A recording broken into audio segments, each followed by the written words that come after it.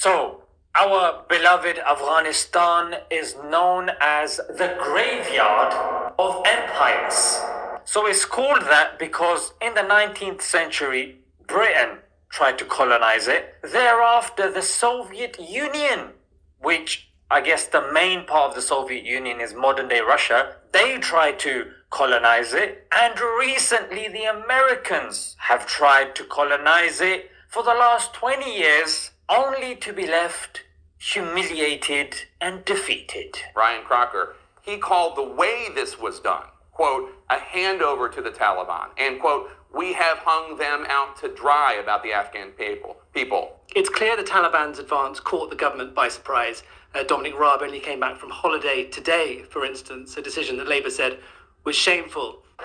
America's attempt to export liberal democracy to Afghanistan is well and truly over. Now, some context.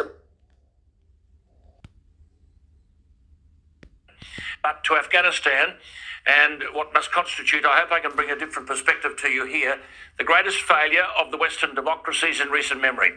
Australia, along with the West, spilt blood in Afghanistan to grow democracy. Along comes Biden, who said U.S. aerial bombardment of Afghanistan has caused damage to schools and hospitals. What are you hearing about American involvement in the region? As we know, the CIA forces are remaining in Afghanistan after the U.S. and U.K. troops leave. Well, look at what's happening in Afghanistan right now is a ground zero of American ambition.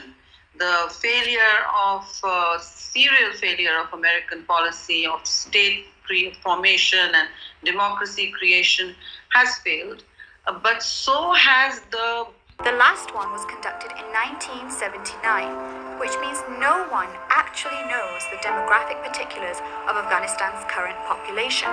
Furthermore, international forces and the Afghan government have failed to establish control. The Taliban not only rule more than 60% of the country, but are also poised to return to power. Now that the US is leaving, it must know a deal with the Taliban has come at the cost of $1.4 trillion spent so far, with democracy a far-fetched dream. This intelligence, but from the history of military conflict in Afghanistan. We know this from not only intelligence, but from the history of military conflict in Afghanistan. It's been one of initial success, followed by long years of floundering and ultimate failure. We're not going to repeat that mistake. Thanks to our military and our allies and the brave fighters of Afghanistan, the Taliban regime is coming to an end. And we train Afghan forces to take responsibility for their own security. The spirit is tremendous over there of your Afghan forces and of the American forces. We're training and we're working with them very closely. I'm hearing it from everybody. Everybody that goes over comes back and said, really, it's like a different place. The likelihood there's going to be the Taliban overrunning everything and owning the whole country is highly unlikely.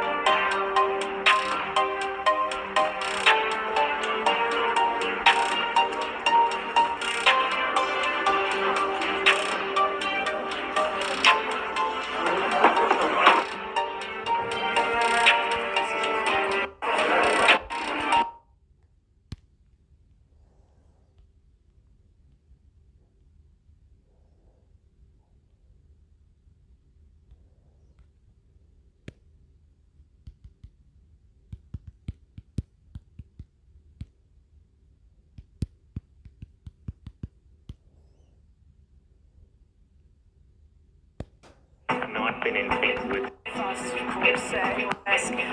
presidential. Not been in phase with it. Not been in phase with the public statements. For the last. Not been in phase with the.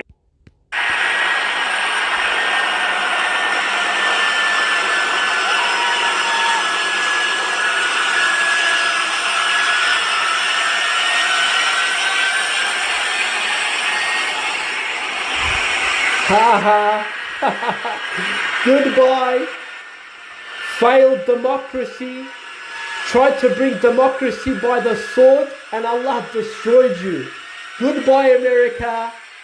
Yeah, you tried to bring secular democracy by the sword. By the sword, you tried to bring secular democracy. By the sword to Afghanistan. You tried to kill those Afghanis to implement your secular democracy, and now you're running like a dog with his tail between his legs. Allah plans and you plan, but Allah is the best of planners.